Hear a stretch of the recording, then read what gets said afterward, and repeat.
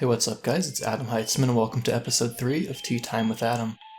Today I'm drinking Kanro, Gyokuro green tea from Ippodo, based in Japan.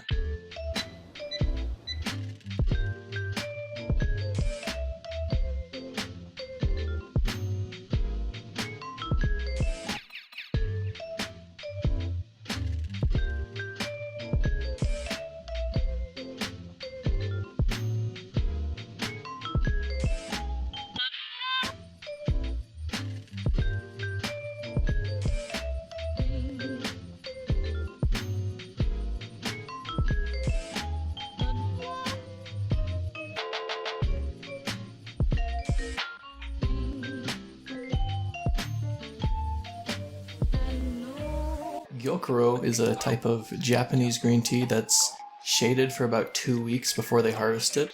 So it has this much deeper, more umami, savory sort of flavor to it, as opposed to something like sencha, which is sort of the most well-known type of Japanese green tea.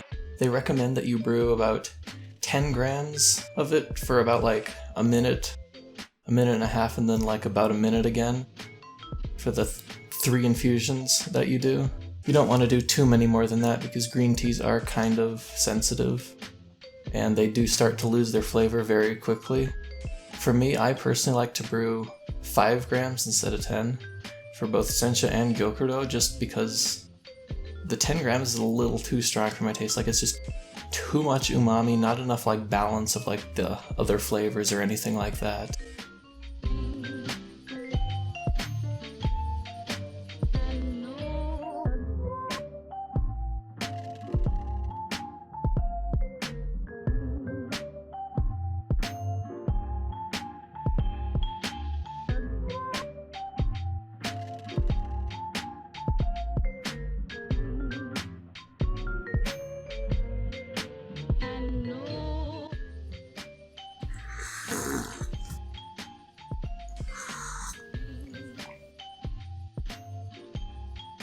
This first infusion is very deep and strong. It just has this nice strong umami flavor. You can definitely get a lot of those sort of vegetal notes that you often get in green, Japanese green teas like senchas, except it's multiplied because this is a gyokuro that I'm drinking.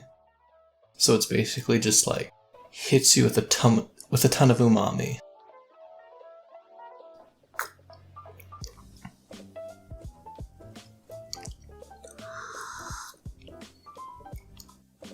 It's got a really nice creaminess to it too.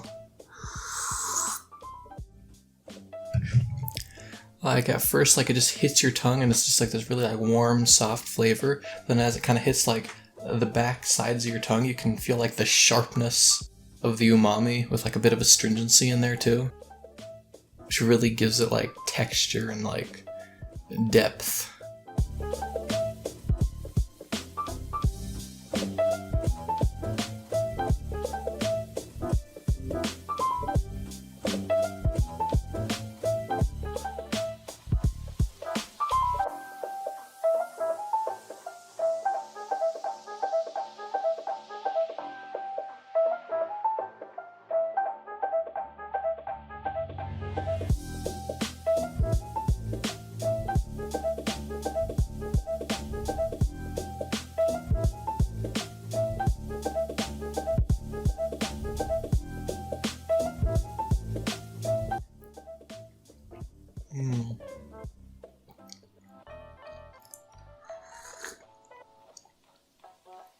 The second infusion is a bit weaker, despite the fact that I brewed it about 30 seconds longer than the first.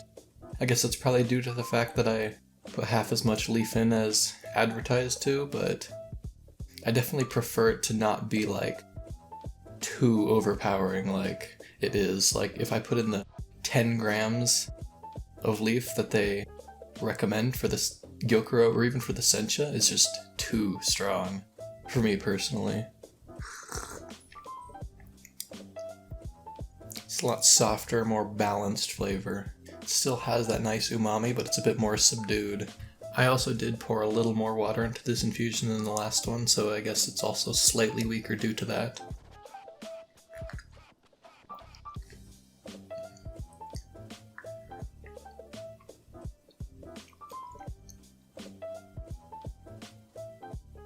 I can still feel a bit of that like sharpness from the umami and astringency just like kind of hitting the back of my tongue, but like not as much as the last infusion.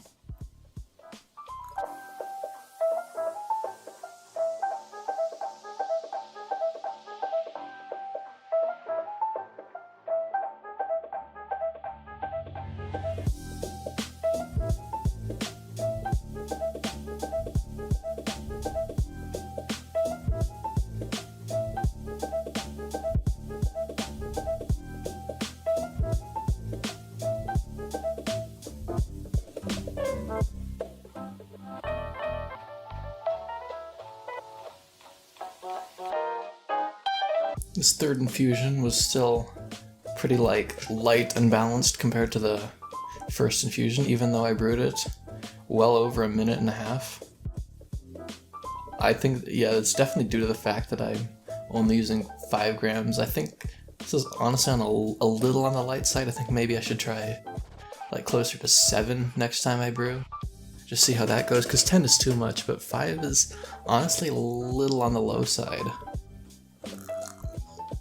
But it's still really good. And it just gets this nice, like, more balanced vegetal flavor. It still has those, like, darker, savory umami notes that hit you on, like, the sides and back of your tongue. But yeah, I think this one's, like, probably the sweetest infusion so far.